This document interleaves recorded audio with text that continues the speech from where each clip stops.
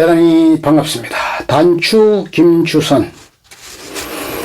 뜯어진 더윗땅을 깁기 위해 딸아이가 쓰던 반지꼬리를 들고 거실로 나왔다. 지금은 집을 떠나 독립했지만 의상학을 전공한 딸아이의 공고함은 그야말로 보물단지다. 물감처럼 가지런히 놓인 색실 칸을 뒤로 밀치면 쓰임도 다양한 바느질 도구들이 보인다. 키가 다른 바늘집, 제도용 자화, 초크, 펜, 가죽, 골무 등등. 가봉씨 손목에 끼는 핀 쿠션에서 알록달록 구슬이 달린 핀들이 꽃수술처럼 꽂혀있다. 가위의 종류도 서너 가지다. 실밥을 자르는 가위, 옷본 자르는 가위, 천 자르는 가위 등 그중 철판도 자를 듯한 재단가위는 딸 몰래 가끔 부엌으로 나오기도 한다. 주부임에도 불구하고 평소에 가깝게 지내는 도구가 아니므로 날 잡아 딸의 물건에 손을 대보고 몰래 엿보는 재미가 쏠쏠하다. 바느질거리는 까맣게 있고 이것저것 신기하여 만져보다가 순간 벌레라도 본 듯 기겁하여 얼른 뚜껑을 닫았다. 맨 아래칸에 크고 작은 단추들을 가득 모아놓은 유리병이 숨어 있었기 때문이다. 내 몸에 단추가 들러붙는 기분이 들어 자리에서 벌떡 일어나 몸을 들었다. 어렸을 때 나는 단추가 싫었다. 옷을 입히고 단추를 채울라치면 숨이 넘어가도록 울며 멀쩡한 옷을 잡아 뜯어버려 어머니에게 호되게 혼나곤 했다. 공주병에 걸린 고집불통이라 그렇다며 단추 대신 리본이나 끈으로 옷을 여며 입히셨다. 단추 달린 옷을 입거나 바라보거나 만지거나 그 어느 것도 쉽지 않은 일이었고 기쁜 병이 되어 자랐다. 사회생활에 문제가 많았다. 상대방이 입고 있는 옷을 단추 크기나 수 혹은 재질과 색깔에 따라 인간관계의 폭이 좁고 제한적이었다. 맞선 자리에 넥타이로 단추를 숨기고 나온 남편 덕에 결혼하고 아이를 낳으면서 자연스럽게 단추의 공포를 극복하게 되었다. 그렇다고 완치는 아니었다. 옷에 단추를 다는 일은 여전히 어렵고 힘들다. 특히 겨울 코트에 떨어질 듯 매달려 있는 단추를 보면 머리털이 쭉 뺏어고 팔뚝에 소름이 돋아 종종 딸아이에게 바느질을 맡겼다. 반면 딸아이는 전생 여자였다. 어린 나이에도 요리를 잘했고 바느질을 잘했다. 대학에서 근현대의 복식 문화를 공부하였고 가문과 지위를 나타내는 단추의 역사도 공부했다. 옷값보다 비싼 희귀한 단추를 수집하러 해외여행을 다녔고 꿈을 사모았다. 자식의 꿈을 응원하고 어김없는 지원을 해야 했음에도 발바닥이 밟히는 어지러운 단추 때문에 나는 극도로 예민하게 굴었다. 졸업을 앞둔 딸은 오리 굵은 직물에 다닥다닥 단추를 붙여 모자이크 기법의 장식을 만들어 우수한 성적을 받았다. 꽃도 만들고 새도 만들고 사람 얼굴도 만들어 옷이며 가방이며 모든 패션과 장신구에 적용했다. 나는 질색하였다. 병이 생길 정도였다. 거북의 활용 점정은 옷을 여미고 잠그는 단추라고 생각했다. 의상이 쓰임보다는 공예와 정식 예술로 거듭날수록 우리 모녀의 다툼이 잦았다. 딸아이를 출산하자마자 급성 폐결핵에 걸린 나는 1년여를 가족과 떨어져 지냈다.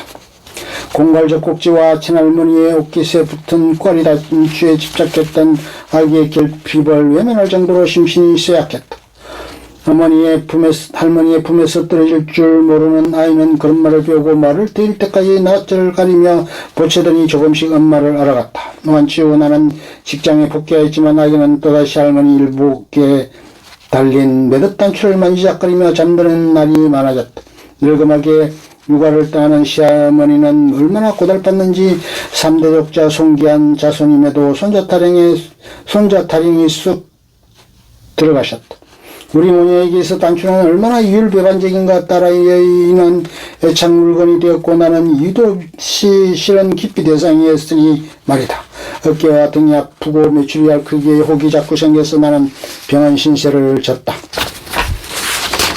그록을 넘어 설 무렵에는 피가 갇혀 혈관 종이 생겼다는 진단을 받고 수술까지 했다. 불안과 긴장, 몸이 경직되는 상황에 자주 노출되면 인체가 민감하게 반응하며 피의 순환을 방해한다는 것이다. 잦은 재발에 한방에서 혈행을 돕는 뜸을 권했고 일본에까지서는 꾸준한 운동과 식습관을 바꿔보라는 상투적인 말만 하더니 신경정신과 치료도 권하며 소견서를 써주었다. 얼마나 까탈스럽고 예민하게 굴었으면 정신과로 가라 하느냐며 식구들의 빈잔도 들었다. 17살 때 영화를 좋아했던 엄마의 등 옆에 나는 영화관에 자주 다녔다. 보대기에 엎인 채로 자는 척하며 몰래 영화를 훔쳐보았다. 목부터 단추가 빼고 기채어진 진한 보라색 블라우스를 입고 침대에 누워있는 어느 여배우의 블라우스 단추를 남자 배우가 하나하나 푸는 것이었다. 나는 숨을 쉴 수가 없었다. 거의 매일 단추를 푸는 동작이 반복적으로 나타나 어린 내 몸에 얼음땡놀이를 하였다. 단추장의 시발점이 이때 본 성인 영화의 한 장면이라는 것을 상담 치료 중에 알게 되었다. 성을 구별하고 의식하는 태도나 행동이 생물학적 성에 따라 사회적으로 형성되는 유아기의 잘못된 경험이 장애를 만든 이유였다. 스트레스 때문이 아니었다. 성인이 된 후 빗장뼈와 어깨 근육을 잡아당기고 온몸이 오그라드는 아픔 속에서 알게 된 것이다. 누구든 살아가며 한두 가지 정도 크거든 작든 트라우마 증세에 시달린다지만 조그만 단추 하나가 건강을 위협할 힘이 있다는 것을 몰랐다. 바늘이나 모서리 같은 뾰족한 물건에 대한 트라우마는 흔했고 단추나 동전을 삼켰던 경험이 있는 아이들도 마찬가지였다. 명상과 요가로 몸의 경직을 풀어주는 훈련을 꾸준히 해오면서 트라우마를 어느 정도 극복하게 된 셈이었다. 아직도 내 덩어리에는 제가 하지 못한 혹이 2개가 돼 있다. 생명엔 지장이 없으므로 그냥 두고 볼 참이다.